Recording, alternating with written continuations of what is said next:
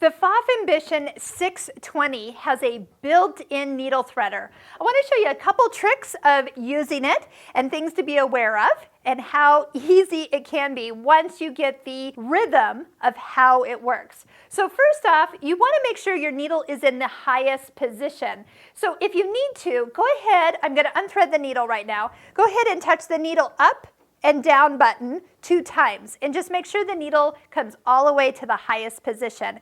If you're in the habit of turning the hand wheel on the side of the machine, we're going to actually try to break that habit and have you just use the needle up, needle down, and the scissor button, and then that needle always comes up to the perfect location for finishing your seams, for starting off without holding your threads, all that good thing. So the needle's at its perfect location. Next, the needle threader actually is gently pulled down and then swiveled to the needle. Now inside that little swivel area, the head of the needle threader, there is a small little hook, a small piece of metal that is going to drag the thread through the eye of the needle. Now if you had to be small enough to fit through that eye of the needle, you're also very delicate. So try to make sure that, once again, that needle's always in the proper height.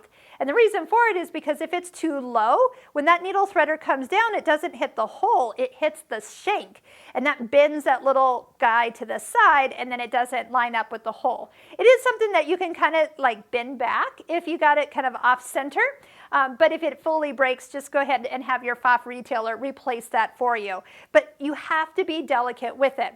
Next, I do like to lower the presser foot down when I use the needle threader. It has the benefit of this thread being now a little tight, so it doesn't pull out as easy. I'm going to go ahead and finish getting it behind that last little guide.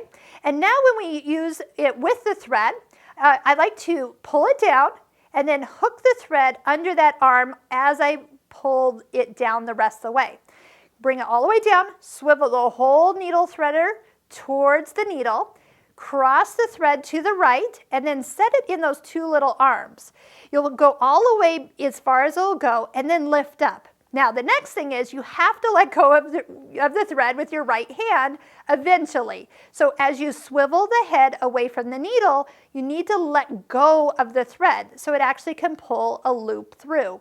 The loop is in, pulled through the needle, and you're ready to sew. So let's do that one more time. You're going to come down, catch it on the way down, needle threader all the way around the needle first, then put the thread in the little groove, lift up, not back. I know a lot of people want to do that. Lift up, pull it all the way through, and there's your loop. Lift up your presser foot, slide the thread underneath and to the back, and you're ready to sew.